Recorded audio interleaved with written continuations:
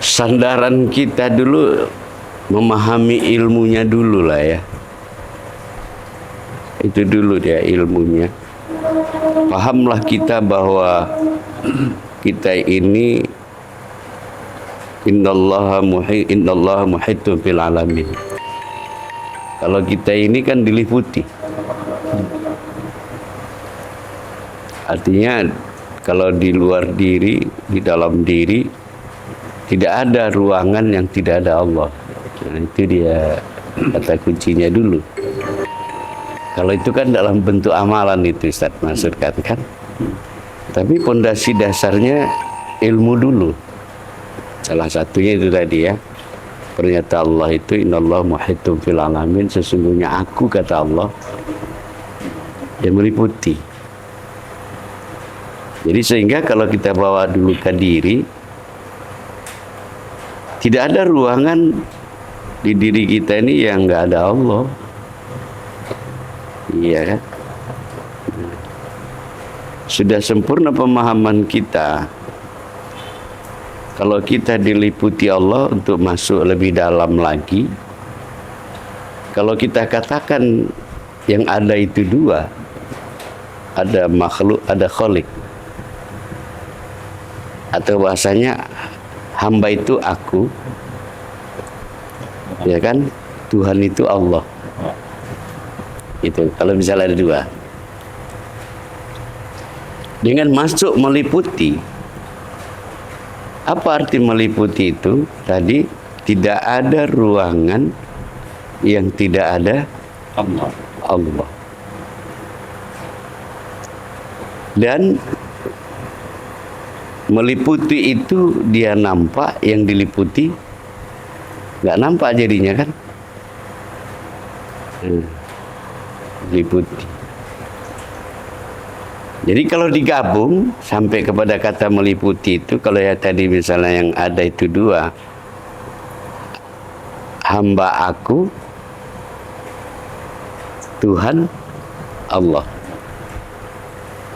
Kalau dia disatukan, kalimat itu dulu ya, berarti apa kalimatnya? Aku, Allah, kan gitu dia. Nah, tetapi bagaimana? Bukan pengakuan, tapi bukan pengakuan kita, tapi definisi dari ilmu itu, iya kan? Nah, pemahaman ilmu itu yang menunjukkan seperti itu. Karena kan pada tahapan-tahapan tertentu ada orang yang tak sepakat nanti kan.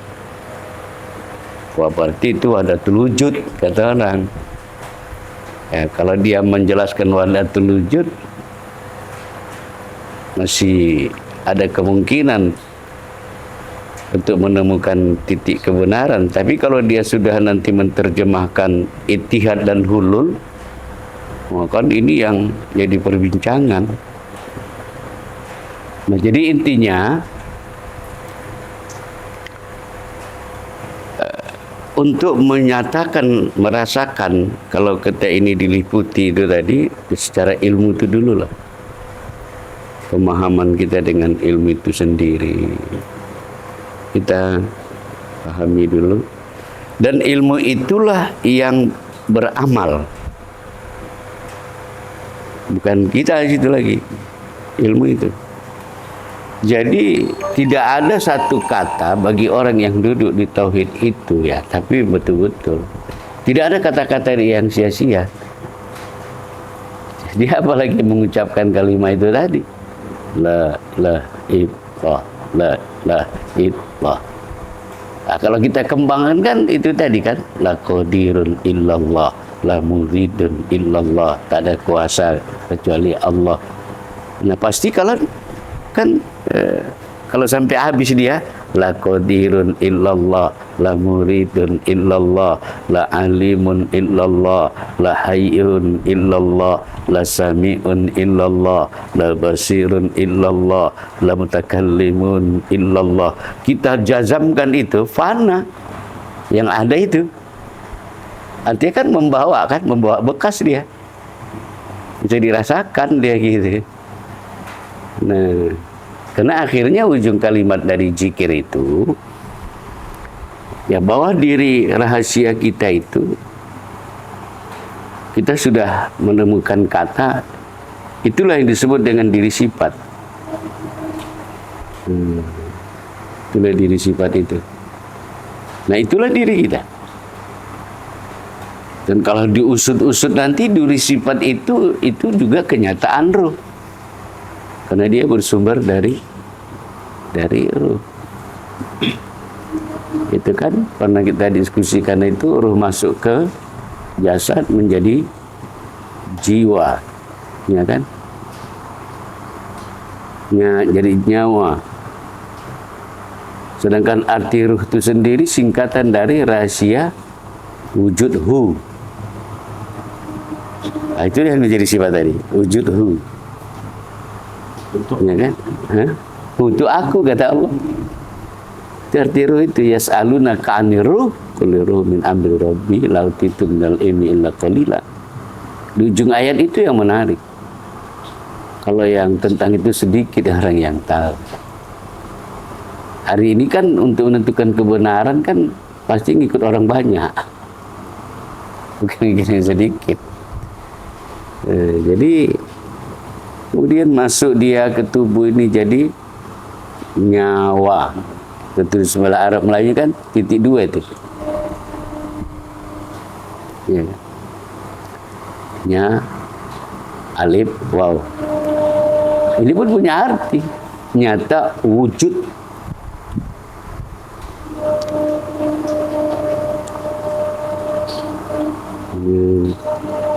Wah, alif bijum nyata wujud Allah. Lalu tadi rahasia wujud, ya kan? Jadi inilah dia. Nah, ini permainan di dalam. Jadi makanya orang-orang tasawuf itu dia sesuai dengan dikatakan Allah itu. Apa kata Allah? Rabbana ma khalaqta hadza batila. Tidak ada yang sia-sia bagi dia. Kenapa? Karena dia ngomong, dia menjikir. Dia ngomong bukan dari rekaman otaknya gitu, tapi dari dalam dia. Dia mengandung rasa. Hingga kata-kata yang dia ucapkan itu punya ruh. Nah, itulah para wali-wali Allah itu kan, misalnya Rumi. Ya kan? Banyak lagi itu kata-kata orang itu pakai ruh. Bernyawa, hidup kata-kata dia itu. Nah, itulah ahli-ahli apa itu kan? Ahli hikmah. Jadi bangun dulu kesadaran itu juga. Jadi kembali kepada cerita dasar tadi. Simpul dari sifat ma'ani itu hayat. Hayat itu siapa? Hayat itu memang dia gitu. Sehingga hidup ini pun wajib kita merasakan ini hidup dia. Cuma bahasa yang sederhana, tidak membuat orang gamang, kalimatnya dirubah. Kita hidup, dihidupkan. Nah, tapi sebenarnya kalau dibilang ini kata masih punya unsur kesyirikan, orang nanti marah. Ya kan? Di mana marahnya? Berarti masih ada dua kan? Tauhid nggak begitu kan?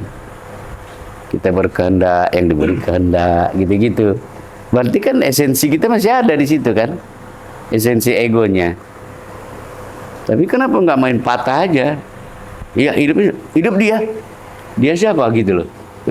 Nah, kan? Nah, cuma itu cukup direkam di dalam aja. Karena kalau diucapkan itu tadi gamang kita kan. Orang mendengar ya gamang.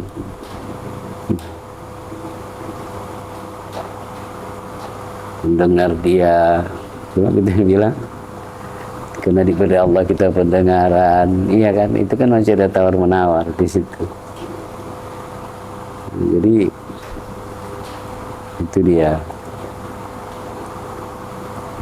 Dalam prakteknya terkait dengan napas tadi gitu, tarik sampai sikit aja. Tahan, unjamkan di situ. Jadikan dia rasa. Itulah dia maksud hancurkan jasad menjadi hati itu. Nggak main di hati kita. Hancurkan hati menjadi sir, tinggalkan hati, masuk ke dalamnya. Hancurkan sir menjadi anak aku, kata Tuhan. Jadi lapisan itu kan itu lapisan dari kalau tidak ada ini ada hati, tinggalkan ini, masuk ke dalam ke hati. Wapi kalbi sir, masuk. Jadi jangan berhenti di rasa. Bisa juga nanti kita ditembak orang. Jadi kalau kebutuhan kerasa, kata dia kan. Nah, tembuskan rasa itu adalah sifat. Tapi dia sangat-sangat dekat sekali dengan zat itu. Maka satukan aja. Nah, ini rasa, inilah zat. Tapi itu khusus untuk kita. Nggak bisa sampaikan ke orang. Apalagi dia nggak paham, kiamat. Lagi kan jantung itu kan dia 3 kelihatannya Lapisannya. uratnya itu rupanya itu. Jadi kita rasa kemana kita masukkan itu? Kalau kita menjamkan kan tak dari Allah.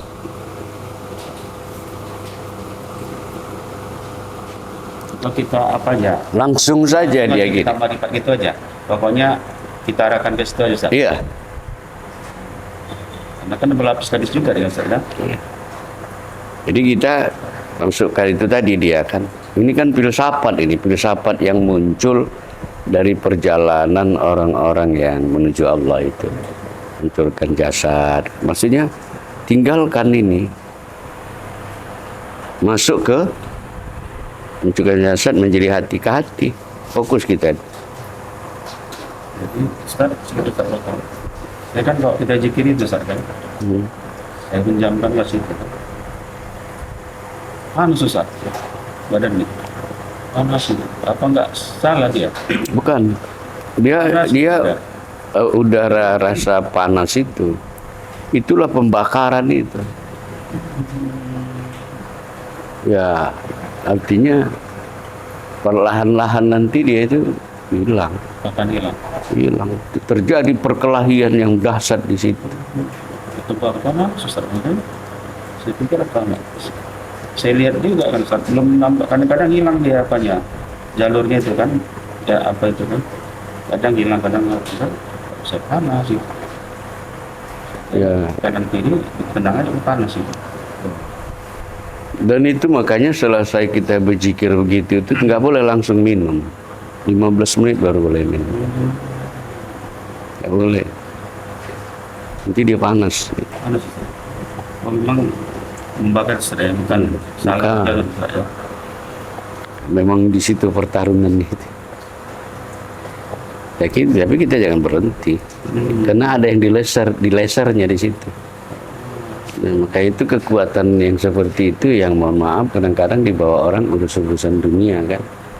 Ketabiban apa dilesernya gitu. Dan orang-orang sufi itu apa namanya? Aku maksud saya gitu, lebih duluan lahir teori ini dari laser. Laser yang sebenarnya sekarang ini. Seperti itu orang itu melihat itu lasernya. Cuma kan ini ke peringkat wali-wali lah itu ya kan. Dan tahu dia mengapakannya itu, menjalankannya gitu. Jadi pusat kesimpulan yang tadi itu berarti kalau kita berzikir itu otomatis Rasa itu dulu, rasa ilmu udah ada ya. Ingat ya, aqimus sholat, inti sholat itu ngingat itu dulu. ya, ingat. Nah, diingat itulah kita merasa. Nah, rasa inilah kembangkan. Rasakan ke seluruh tubuh itu. Nah, itu nanti ibarat kita selang itu kan bengkok-bengkok ya. Iya. Begitu disambungkan ke keran, dikencangkan lurus dia. Kira-kira begitu. Nah, rasakan. Kadang-kadang dia ada perasa daerah itu posisi itu nggak tepat. Ya kan? Ada reaksi tubuh. Nah, itu membuktikan dia sedang jalan, ngambil posisi lah kalau kita bilang kira-kira gitulah ya supaya dia itu padat. Jadi goni itu harus digoyang dulu supaya dia padat. Ada perasaan kayak gitu. Itu biasa. Nah, itu menunjukkan dia aktif. Cuma menjadikan satu keyakinan. Ketika rasa itulah yang harus dicari gitu. Kalau nggak ada rasa nggak bisa. Jadi kita bukan ngayal. Itu yang sering kita bilang, itu banyak orang tahu, banyak orang bisa cerita, tapi dia tidak merasa. Tak dialaminya maksudnya. Kajian harus bisa dialami. Rasa. Rasa apa yang nggak ada di diri ini? Tapi ambil dulu rasa yang murni. Ketika dia udah kita rasakan, nikmati. Ya, datangkan aura bahagia gitu. Sesungguhnya muncul dari dia itu. Senang ya. Kalau kira-kira ada memang kita mohon ampun kepada orang-orang alim, sekedar kita meminta kebesaran Allah, mintalah kita di situ. Karena maaf yang nggak boleh diucapkan, memang itulah keberadaan dia di diri kita. Jadi makanya jangan lagi mencari Tuhan di luar diri. Udahlah, dia nggak jauh kok. Makanya kita bilang, masih banyak orang membantah ketika kita membilang kalimat begini. Allah itu sudah memberikan alamatnya kepada kita. Melalui apa Tuhan menyampaikan alamatnya? Sesungguhnya sebelum ayat itu kan, kalau Allah mengasih kita alamat, kan dia menunggu kehadiran kita, ngasih undangan untuk didatangin gitu, kira-kira begitu kan. Kau tinggal di mana sekarang kan gitu. Untuk apa dia nanya itu? Mungkin mau berkunjung kan, kira-kira gitu. Supaya ini, kalau dalam skop besarnya, janganlah kita ini mati nekat. Maksudnya mati nekat itu nggak tahu alamat Allah kok pulang gitu. Karena Allah udah ngancam, siapa yang di dunia ini buta, di akhirat pun buta kan. Dan dia orang yang amat tersesat gitu. Jadi terlepas pergunjingan pendapat-pendapat itu, kita lepas dulu. Yaitu kan Allah sudah banyak di Al-Quran memberikan alamatnya. Kalau dia itu nggak jauh. Nah, maka dalam bentuk berzikir kita kan menghidupkan itu. Surah Al-Baqarah ya, "Fa sa'alaka 'ibadi anni fa inni qarib." Ya Muhammad, kata Allah, kan Allah cerita tentang dirinya. Kalau mereka hambaku bertanya tentang aku, fa inni qarib, maka sesungguhnya aku kan. Itu kan huruf taukid juga itu. Artinya bersangatan. Aku dekat, kata Allah. Wa huwa ma'akum aina ma kuntum fasama wajhullah. Aku serta kamu. Berarti dekat. Iya kan? Apalagi wa nahnu ilaihi min hablil warid. Aku lebih dekat dari urat airmu. Kemudian apalagi kata Allah, Allahu khalaqakum wa ma ta'malun. Akulah menciptakan kamu, menjadikan kamu dan apa yang kamu buat. Ada kita di situ. Sudah ayat itu. Dan tujuan Allah menampakkan dirinya kepada kita. Nah ini dia, ini penting ini. Tujuan Allah menampakkan dirinya kepada kita dalam kajian melalui sifat. Tujuannya adalah untuk menyatakan kalau kita itu nggak ada. Aku yang ada, kata Tuhan. Ya, cuma perspektif kita nggak ada itu jangan ditinjau dari ilmu syariat, kacau kita. Jadi yang nongol di siapa, katanya lagi balik kan. Padahal maksudnya kita tiada di situ, itu yang ada dia dalam kesadaran. Sadar kita pada Tuhan. Iya kan? Kalau kita sadar pada Tuhan, yang lain pasti istilahnya lupa dengan sendirinya kan. Itu ya maknanya. Ketiadaan tuh di situ. Bukan maknanya kayak cerita film Malampir. Nah, nggak ada hilang gitu, terbang dia kan. Enggak. Di kesadaran itu fokus kita, itulah memfanakan itu. Itulah fana itu. Ya kan, kalau sederhananya, kalau aku nengok tisu ini ada kue ini, Aku tengok ini nggak nampak aku itu. Aku mau ke sini aja. Inilah pengertian fana. Bukan berarti aku nengok sini ini entah kemana hilang kayak gitu. Itu kita kalah-kalan deh. Jadi jangan juga ditafsirkan fana itu kayak orang pingsan kayak gitu kan. Tak tahu, nggak sadar diri lagi gitu. Memang sih ada juga orang menafsirkan fana yang terbaik itu kematian. Mati itu fana betul-betul tuh, hilang betul. Nah, tapi dalam perspektif ini di kesadaran itu ketika kesadaran kepada Allah, ya maka energi pun lari ke situ semua. Karena hukum energi itu kemana kita arahkan dia semua ke sana. Dan energi itu punya kekuatan yang juga tanpa batas. Dia akan bekerja sendiri. Jadi begitulah memahami keberadaan Allah. Jangan kita yang menilai, biar dia yang menilai. Dia yang memberikan keterangan. Seperti itu dia.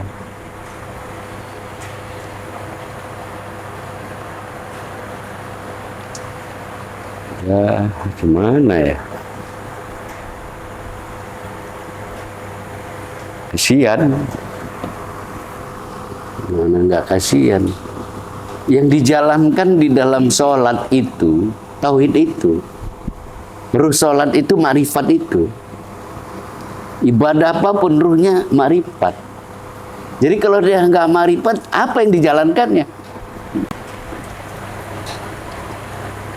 Coba, kalau kita sholat pakai ini aja. Apa bisa rupanya jasad ini bergerak sendiri? Siapa yang menggerakkannya? Ego kita? Tidak.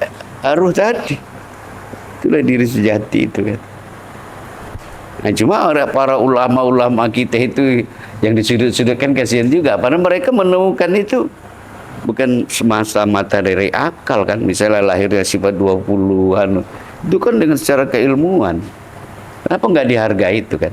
Sampai orang bilang, Haji itu bisa gila.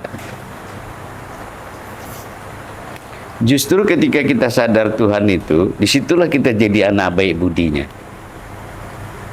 Kenapa saya bilang gitu? Kita sholat kan kalau udah dalam sholat itu kita kan khusyuk, enak gitu. Baik budi kali, ikhlas kali dengan situasi ini. Begitu assalamualaikum, assalamualaikum, hilang baik budinya. Karena nggak mikirkan Tuhan lagi, mikirkan ke pekerjaan berikutnya lah. Merdeka kan kira-kira gitu kan kalau udah assalamualaikum, bebas. Tak untuk itu. Jadi nihil. Pemalpin kalau orang beribadah tidak bermarifat. Pertanyaannya apa yang kau jalankan di dalam beribadah itu?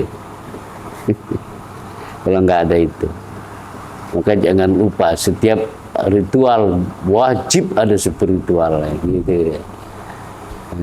Supaya jangan kosong. Bahkan ruh hidup kita ini pun mesti marifat. Hidup ini jadi full time. Waktin dia memang harus kesadaran itu.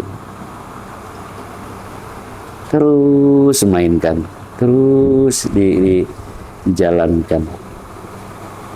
Ya, akan terasa sekali itu nikmatnya itu. Tidak ada. Memang ini kan urusan amrun zukiyun, urusan rasa. Rasa. Itu yang harus kita pegang. Jadi zikir apapun kita Ustaz, begitulah dia. Lah, itu. Zikir itu pakai rasa itu yang berzikir gitu loh. Makanya munculkan dari ilmu itu tadi paham itu ini jadi rasa. Nanti rasa itu yang berzikir. Lah, itu rasa yang main. Gitu dia.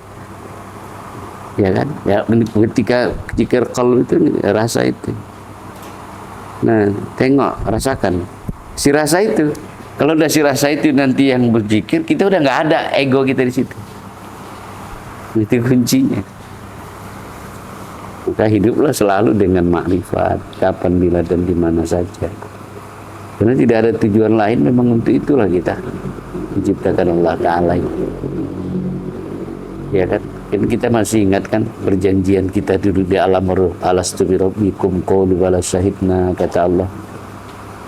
Terjadi dialog itu, berarti sudah pernah kita berjumpa gitu sama Allah di alam ruh itu. Adakah aku Tuhan kamu? Qalu bala, mereka mengaku bersahadat. Ya kan, ada kalimat yang tak terucap di situ. Kalau nanti kamu sudah ke dunia, kata Tuhan, inilah amanahku pertama, untuk tetap ingat pertemuan kita ini. Ya kan, dia orang pacaran itu kan, dong. Di mana dulu jumpanya? Nanti kita di sana ketemu ya, kan gitu. Makanya setiap kurun waktu diutus Rasul untuk mengawal amanah ini. Nah, begitu lahir ke dunia ini, ya kan? Nah, maka kita Islam itu diajari dengan diingatkan kan dengan azan, perempuan komat gitu. Saya sampai hari ini alhamdulillah membekas sekali buat saya. Ketika azan itu kumandang, aku diam. Semua satu pun dari kalimat azan, kata dari azan itu yang muncul, tarik ke diri semua. Gak ada yang tinggal. Hidupkan dia lewat azan itu. Allahu Akbar, Allahu Akbar.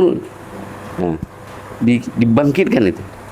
Apa yang kita lihat ketika Allahu Akbar, Allahu Akbar? Lihat sifat ma'ani itu di diri. Tinggal kita diam. Gak ada cerita kan, karena kita menikmati itu. Allahu Akbar, Allah. Selesai kan? Asyhadu an la ilaha illallah. Diperbaharui syahadat kita. Aku bersaksi. Saksikan itu juga. Asyhadu anna Muhammadar. Saksikan itu juga, karena itu Nur Muhammad itu. Hayya 'alas shalah. Mari kita sholat. Sholat itu kan mi'raj untuk bertemu Allah. Udah, berarti sebelum kita dipanggil sholat pun kita sudah ketemu kan? Tadi kan? Hayya 'alal falah, kejar kemenangan. Nah, ketika kau bermarifat dengan itu, itulah kemenangan itu. Cuma kita punya definisi lain kan, kemenangan itu kalau bisnis kita sukses, untungnya 10 kali lipat. Iya kan? Naik jabatan. Iya kan? Nah, manusia ini nggak pernah puas, sudah naik jabatan. Ya kalau datang karomah, kemuliaan, anak senang. Kalau mendatangkan istidrat, coba. Ya kan? Astagfirullah. Hanya alal falah, katanya tadi kan, kerja kemenangan. Marifat itulah kemenangan itu. Ditutup lagi dengan kalimat la ilaha illallah, ya kan? Tinggal lagi ke situ. Kalau begitu, itu mengantarkan kita pengkondisian itu kan, kesadaran itu. Kalau sunat lagi dah. Nah, yang kita tengok tadi itulah beribadah kan. Rasakan itu yang beribadah. Assalamualaikum, qomat kawan. Bangkitkan lagi dia. Allahu Akbar. Nah, tengok ini. Asyhadu an la ilaha illallah. Tengok ini. Asyhadu an, tengok ini. Nah, kalau itu ceritanya, ada nggak ego kita di situ yang salat? Berapa kali pemanasan itu, Makanya saya bilang kalau kita untuk pribadi, ya dengan memahami itu tadi, silakanlah mau salat isya sendiri, tapi hidupkan dulu dengan qomat ya. Allahu Akbar, walaupun kuping kita sendiri. Seolah-olah kita bilang gini, kau yang sholat, kira-kira begitu. Bangkitkan dia. Iya kan? Nah.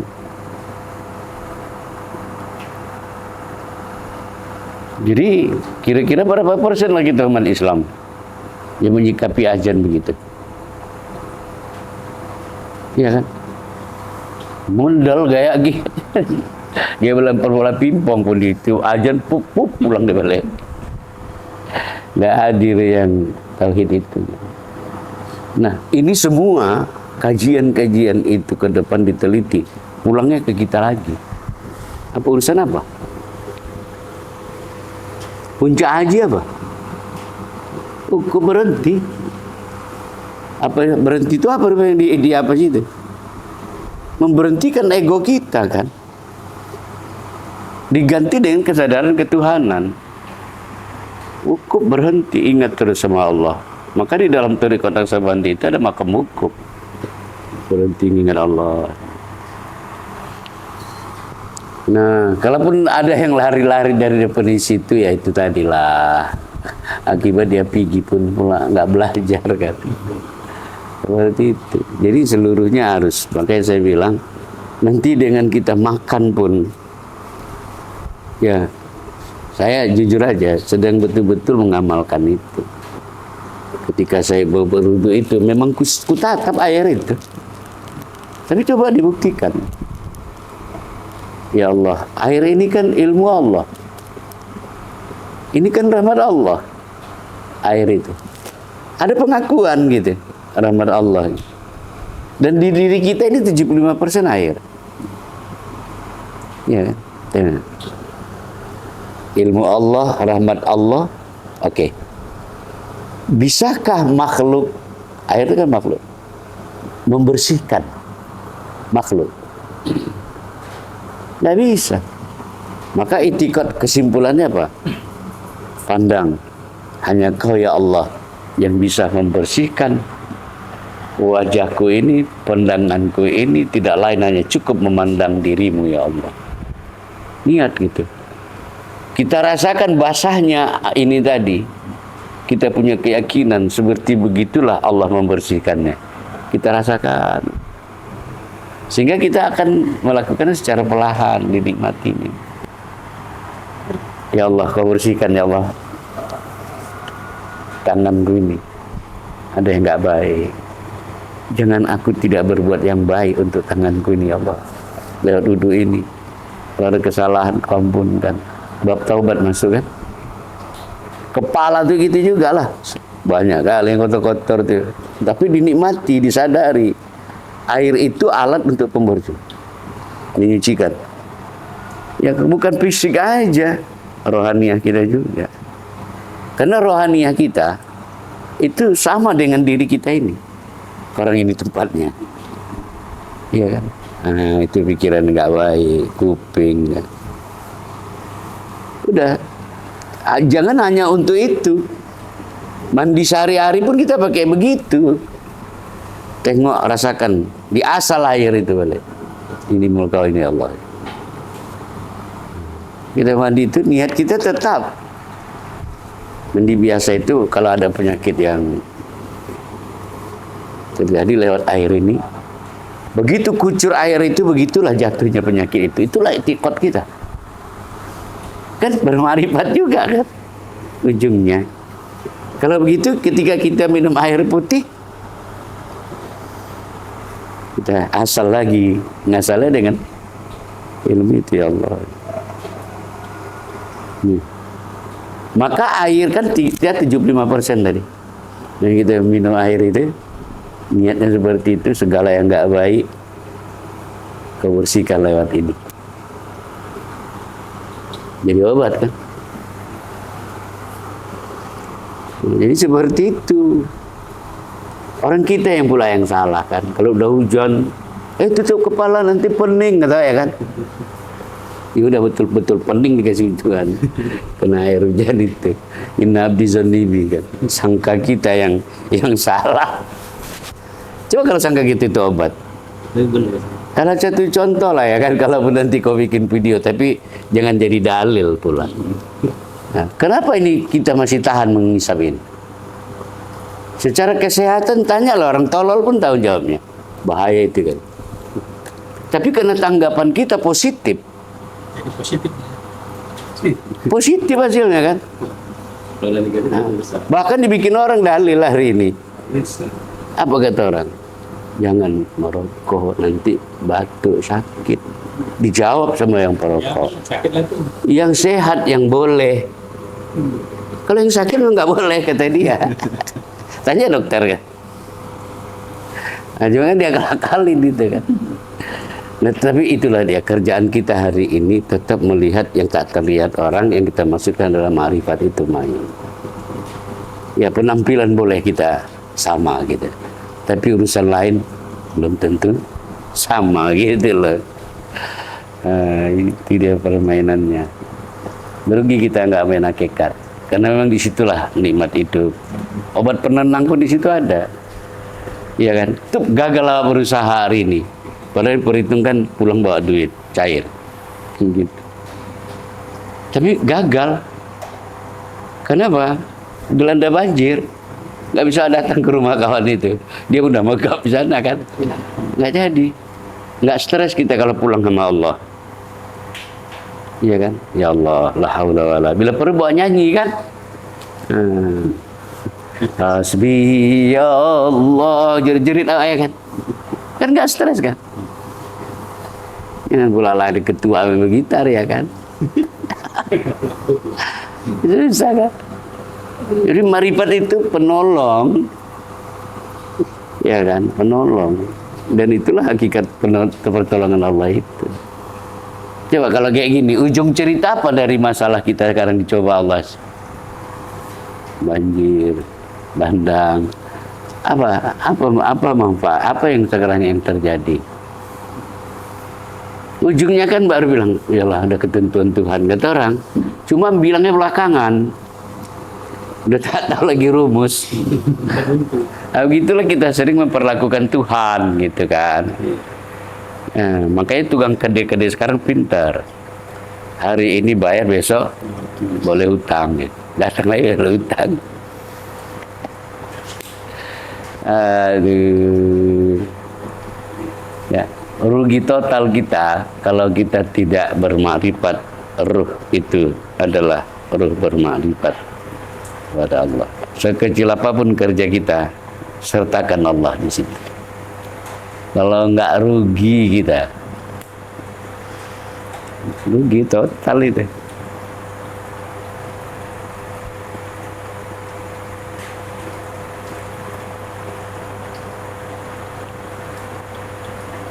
Jadi cahaya ma'rifat itulah nanti yang menjadi kendaraan kita ketika nanti terjadi perpisahan antara ruh dan jasad ini.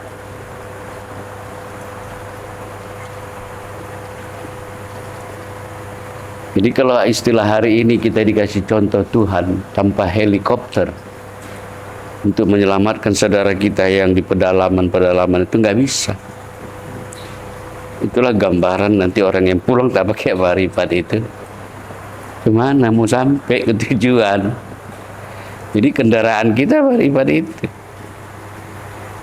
Itulah gambarannya. Kasihan kan? Jadi ma'rifat itu seolah-olah itulah helikopternya gitu ya kan, penyampai kita untuk sampai pada Allah. Tapi sesungguhnya sesudah kita memahami dengan baik, memang nggak ada lagi yang lain. Yang mana dia? Inilah dia kata kita aja. Ya kan, kalau mau berani buka-bukaan gitu.